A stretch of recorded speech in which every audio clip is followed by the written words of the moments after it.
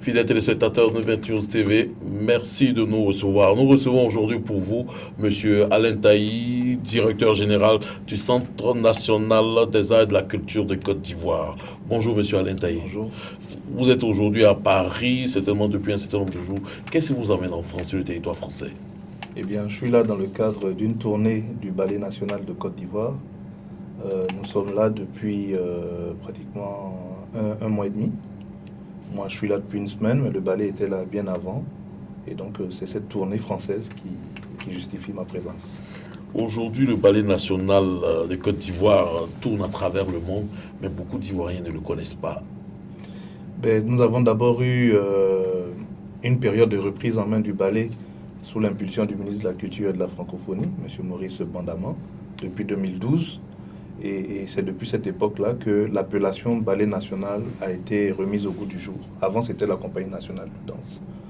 Et donc, depuis 2012, nous tournons principalement au pays même, en Côte d'Ivoire, en Afrique. Nous avons fait une tournée dans certains pays, l'Égypte, l'Érythrée, le Burkina Faso, l'Algérie, pour ne citer que cela. Et donc maintenant, nous rentrons dans une phase beaucoup plus internationale et nous ouvrons cette série de tournées avec la France. Si je me rappelle bien, lors du lancement de la journée de l'oralité en Côte d'Ivoire, à Abidjan, vous aviez présenté 3 axes forts de la gestion du Centre national des arts et de la culture. Vous avez annoncé le ballet national, le théâtre national et l'orchestre national de Côte d'Ivoire. C'est ça. Où en sont tous ces trois projets? Ces projets sont en cours. Comme vous voyez, le ballet national a atteint maintenant sa vitesse de croisière avec cette tournée en France. L'orchestre Akwaba, qui est un orchestre essentiellement composé d'instruments de musique traditionnelle, qui reprend à son compte le répertoire national, donc toutes les chansons populaires que nous connaissons dans les différentes régions de Côte d'Ivoire. Cet orchestre est en train d'asseoir son rayonnement au plan national. Donc nous faisons des prestations, généralement lors de manifestations institutionnelles de l'État ou de grandes institutions internationales, ou encore des représentations diplomatiques. Et puis, nous pensons que progressivement, la toile de l'orchestre va s'étendre pour que cet ensemble puisse connaître le même sort que le ballet. Et le théâtre national? Pour ce qui concerne le théâtre national, il y a eu en 2013 une première sortie du théâtre national avec la pièce Dans les bras de Morphée. Et nous travaillons actuellement avec un immense comédien et metteur en scène ivoirien, Assandé Fargas, pour ne pas le citer. Nous travaillons donc sur une pièce de Jean Anouilh, qui est un auteur français. Il s'agit de Médée. Donc ça sera la dimension internationale du théâtre national. Et c'est une pièce qui est annoncée pour 2017. Aujourd'hui, à la tête du Centre national des arts et de la culture, vous qui aujourd'hui, vous n'êtes plus quasiment présenté aux Ivoiriens, depuis Ouya jusqu'au Centre national de la culture, tout le monde sait que vous êtes l'un des cadres de la culture ivoirienne. Mais beaucoup estiment que cet aspect de la vie ivoirienne est le parent pauvre du développement. La culture est négligée par les autorités politiques et administratives. C'est ce qu'on pense, mais je dirais qu'il y a eu beaucoup de progrès depuis l'avènement du président Ouattara notamment. On sait que le budget de la culture est passé globalement de 3 milliards à aujourd'hui 9 milliards de francs CFA. C'est un progrès, le budget a pratiquement triplé en moins de 4 années, c'est important. Il y a de grands chantiers qui sont menés. Au niveau du patrimoine, le ministère de la Culture et de la Francophonie a réussi l'inscription de la ville historique de Grand Bassam au patrimoine mondial de l'humanité. Il a également réussi l'inscription du Djegele, le balafon Sénoufo, au titre du patrimoine immatériel de l'UNESCO. Aujourd'hui, des biens culturels importants comme le parc d'Awakro, les mosquées soudano-sahéliennes du Nord sont dans un processus d'inscription aussi. Il y a de grands festivals nationaux, que ce soit le festival du Zanzan, que ce soit le FASA, le festival des arts sacrés, que ce soit des appuis à un certain nombre de festivals sur toute l'étendue du territoire. Le ministère est très actif. Il y a la reprise en main de la politique du livre avec le Salon international du livre d'Abidjan et cette politique du livre et de la lecture. Il y a la reprise en main du cinéma avec une politique du cinéma, un fonds d'appui à l'industrie cinématographique et puis un certain nombre de créateurs ivoiriens qui aujourd'hui, comme Howell Brown avec son dernier film Le mec idéal, Braquage à l'ivoirienne, Run de Philippe Lacotte, tous ces films ont été pour partie financés par l'État de Côte d'Ivoire et ils représentent un peu le renouveau du cinéma ivoirien. Donc vous voyez, il y a une dynamique par rapport à cette équipe gouvernementale qui permet donc d'affirmer que la culture a une forme de relance. Maintenant, c'est vrai, il faut des moyens plus importants parce que jusque-là, le territoire national n'est pas couvert en termes de lieux de spectacle, il n'est pas couvert en matière de bibliothèque, de médiathèque. Donc l'essentiel de l'action culturelle se résume à Abidjan et il faut de plus grands moyens pour que tout le pays soit arrosé. Justement, je m'apprêtais à vous relancer sur cette question. La question de la consommation au quotidien je dirais, du produit artistique et culturel ne va pas se limiter à ces événements, à ces festivals qui sont à mon sens ponctuels. Aujourd'hui, dans le quotidien des Ivoiriens, comme vous l'avez évoqué vous-même, il manque encore des salles de spectacle, les salles de cinéma. Mais qu'est-ce que vous avez proposé? Qu'est-ce qu'il y a eu un plan Marshall que vous avez proposé certainement au ministère de la Culture pour permettre aujourd'hui à l'Ivoirien lambda qui se retrouve à Daloyam, Sokoro Boaké ou Korogo qui puisse consommer une pièce de théâtre qui sera produite ou un film qui sera produit par Howell Brown, pas nécessairement attendre de venir à Abidjan au cinéma La Fontaine pour le voir. Tout à fait. Les propositions que nous faisons en tant que Centre national des aides de la culture sont prises en compte par le ministère de la Culture et de la Francophonie et proposées au gouvernement à travers le PND, le Programme national de développement. Et dans ce Programme national de développement, il y a justement un projet de plusieurs milliards de francs CFA, les centres culturels intégrés. Donc au total 12 centres qui doivent être construits dans 12 capitales de district sur toute l'étendue du territoire national. C'est des salles qui ont à peu près le volume du Palais de la Culture à Abidjan et qui permettront à des artistes de divers horizons, mais aussi de diverses formes d'expression, d'avoir accès à un public de proximité dans ces lieux-là. Ça, c'est un projet phare du ministère. Il y a la question aussi des centres de lecture. Des centres de lecture, cette question est traitée avec notamment l'OIF, l'Organisation internationale de la francophonie. La Côte d'Ivoire a maintenant les moyens pour créer le Centre national de la lecture publique qui va permettre donc dans chaque commune et dans chaque ville de Côte d'Ivoire d'implanter un centre de lecture et d'action culturelle qui comprend donc une bibliothèque, une salle de spectacle et une salle d'exposition. Ça, c'est même pas des projets à moyen terme, c'est des projets à court terme qui ont été validés et donc qui vont faire l'objet de mise en œuvre. Vous qui êtes un fils de l'Ouest de la Côte d'Ivoire, on sait riche, qui a un potentiel énorme en ce qui concerne la culture.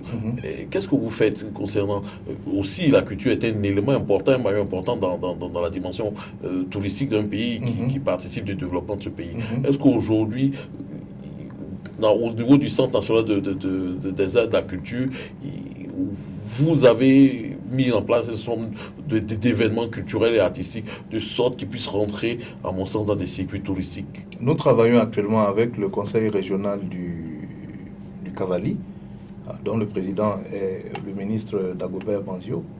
Donc un festival important de masques, on les appelle les Glaïs dans notre région. Donc ce festival doit avoir lieu ce mois d'août, donc probablement à la fin du mois d'août.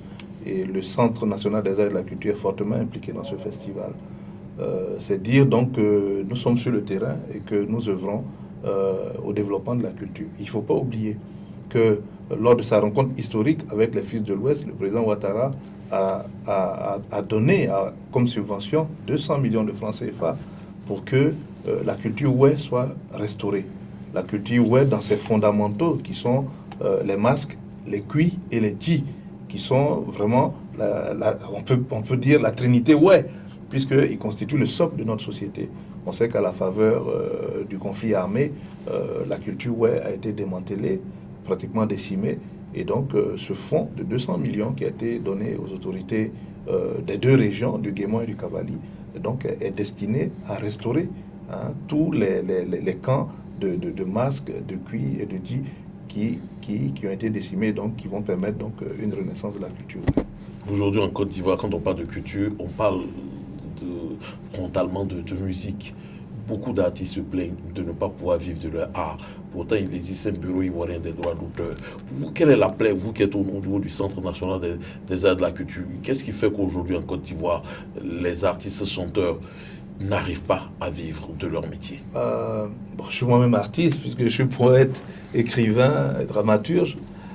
Les artistes disent souvent ce qui ne se fait pas, mais ils ne disent pas assez ce qui se fait. Qu'est-ce qui se fait? Ce qui se fait, c'est que depuis 2011,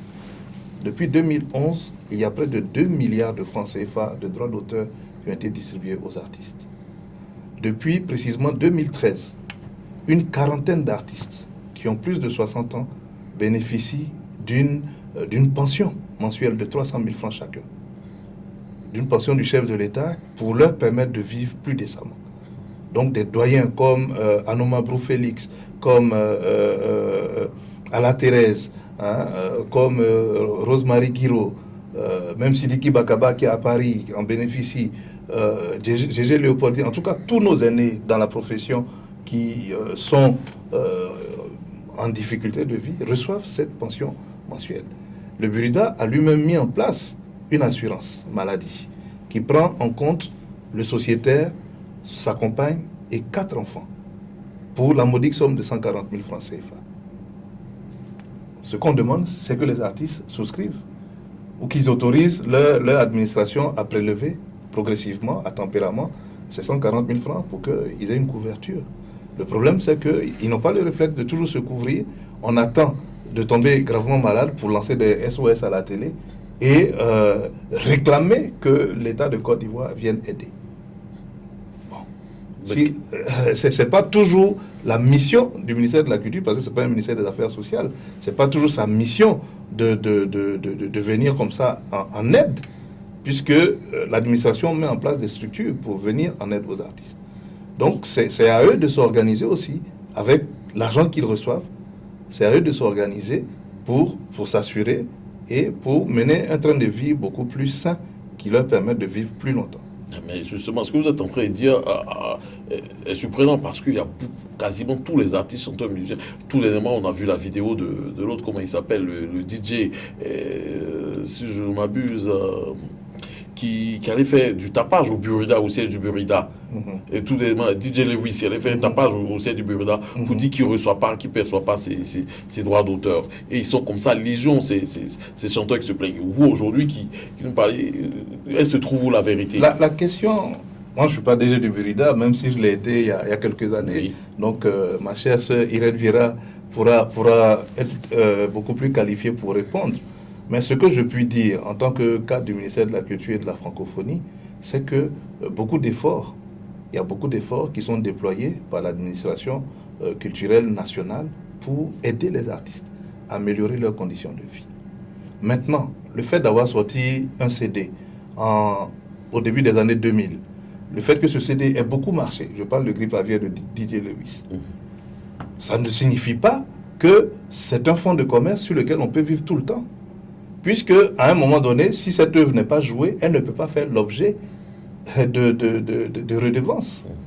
Voilà. Le problème avec nos artistes, c'est qu'ils estiment qu'à partir du moment où ils ont sorti une œuvre, qu'ils ont été populaires, le Burida doit leur verser un salaire mensuel. Non. Le droit d'auteur, c'est le salaire de ceux qui travaillent effectivement. Donc, si on joue vos œuvres dans les maquis, dans les boîtes de nuit, dans les bars, si elles sont exploitées, par les entrepreneurs de spectacles, en ce moment-là, vous pouvez percevoir des droits d'exécution publique parce que vos œuvres ont été jouées en public. Si votre producteur ou votre maison de disques duplique et commercialise vos CD, en ce moment-là, vous percevez des droits de reproduction mécanique. Voilà les deux sources de rémunération des artistes. Mais si l'œuvre n'est pas diffusée au public, vous ne pouvez pas en attendre une rémunération. Et en ce moment-là, vous venez vous en prendre au ministère. Moi, je trouve que ce n'est pas une attitude juste. Donc pour vous aujourd'hui, les artistes, musiciens, chanteurs en Côte d'Ivoire sont eux-mêmes responsables de en partie. L'État a ses responsabilités. L'État a mis tout parce que pour leur permettre de ne pas aujourd'hui, l'État a mis en place la question de la copie privée, qui a été une lutte des artistes pendant longtemps. Aujourd'hui, l'État a décidé donc d'accorder le bénéfice de la copie privée. Je pense que ça va régler en partie la question de la pauvreté des artistes, puisque aujourd'hui, tous ceux qui dupliquent de façon frauduleuse les œuvres de l'esprit, que ce soit des romans ou des disques ou des DVD, tout cela paieront de façon indirecte une taxe qui va permettre donc de dédommager les producteurs et les auteurs. Je pense que la copie privée va permettre de résorber quelque peu la question, mais ça, c'est encore une victoire. C'est encore une victoire parce que depuis 96, depuis la loi de 96, donc ça fait 20 ans, cette disposition-là ne pouvait pas être mise en œuvre. Donc on peut mettre à l'actif du ministre Bandama cette autre action qui va permettre d'améliorer les conditions des artistes. Mais je pense que il faut que les artistes soient un peu plus honnêtes. Il y a un fonds de soutien à la culture et à la création artistique qui est là, qui existe depuis, on va dire, 7 à 8 ans maintenant. Les artistes en ont bénéficié. Il y en a une vingtaine au moins qui ont reçu ce fonds-là pour sortir un album, qui ont eu près de 1000 CD pressés grâce à ce fonds, et qui ont eu même une prime de promotion de leur album. Donc, si on ne peut pas dire ça, c'est qu'il y a un problème. Il y a un problème au niveau des artistes. C'est qu'il y a un problème. Selon vous. Maintenant, évidemment, il y a une pléthore d'artistes. Les sociétaires du Burida sont plus de 5000 aujourd'hui. Donc, 50 artistes qui bénéficient d'un fonds sur les 5000 qui larmoient, c'est vrai, il y a un fossé. Mais j'invite mes confrères, mes collègues à plus de travail, à plus de créativité. Et c'est ça aussi qui va permettre à leurs œuvres de sortir des sentiers battus, de franchir les scènes nationales pour conquérir la sous-région, l'Europe, etc., etc. On a aujourd'hui des modèles, Manu Gallo, Dobé Niaoré, qui ont su produire des œuvres qui aujourd'hui se vendent parfaitement bien sur tous les horizons, qui vivent de leur art, qui ne font pas de déclarations tapageuses à la télé, parce que ces jeunes filles-là, ces jeunes dames maintenant, ont su se prendre en main, ont su mettre en place un staff managérial qui leur permet de propulser leur carrière. Dernière question sur la question du Burida. Les artistes estiment que le Burida est une maison qui leur appartient, elle leur a été volée. Aujourd'hui, ils ne sont pas majoritaires au niveau du conseil d'administration. Quel est votre avis sur cette question? Ouh là là. Vous savez qu'il y a eu la bataille qui s'est faite. Mais je ne suis pas là pour faire une interview sur le Burida. Je suis là pour parler du Ballet National, du Centre National des Arts et de la Culture. C'est juste un aspect de la culture aussi. Oui, mais il ne faut pas qu'on cristallise le débat sur le Burida. Moi, je pense que ce qui est important, c'est que le ballet est en France. C'est qu'il a fait près de 15 villes où à chaque étape, il a connu un succès égal, sinon un croissant. Le ballet a joué devant 2000 personnes à Montoire, il a joué devant 4000 personnes à Montignac, et chaque soir, le ballet national est plébiscité par le public français. Si vous faites le calcul sur 15 villes, 2000 personnes, ça fait facilement 30 000 personnes qui ont vu le ballet national de Côte d'Ivoire. Aujourd'hui, la bannière de la Côte d'Ivoire flotte sur le toit de plusieurs communes françaises. Les artistes ivoiriens qui sont au nombre de 20 avec tous les encadreurs sont reçus comme de vrais officiels de la Côte d'Ivoire. Ils sont reçus par les maires, ils sont reçus par les communautés. Voilà, je crois que c'est ça qui est important.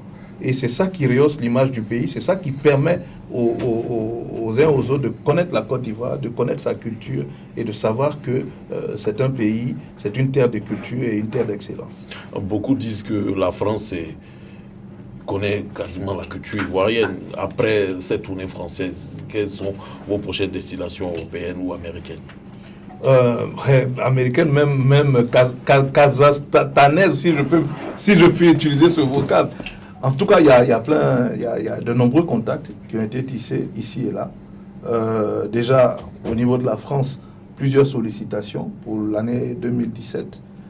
Nous attendons d'avancer dans les discussions avec nos futurs partenaires pour pouvoir annoncer officiellement où nous serons en 2017, mais aussi dans d'autres pays d'Europe, la Belgique notamment, et dans ce pays que je viens de citer, le Kazakhstan, qui donc ont été émerveillés par le Ballet national de Côte d'Ivoire et qui aimeraient l'inviter.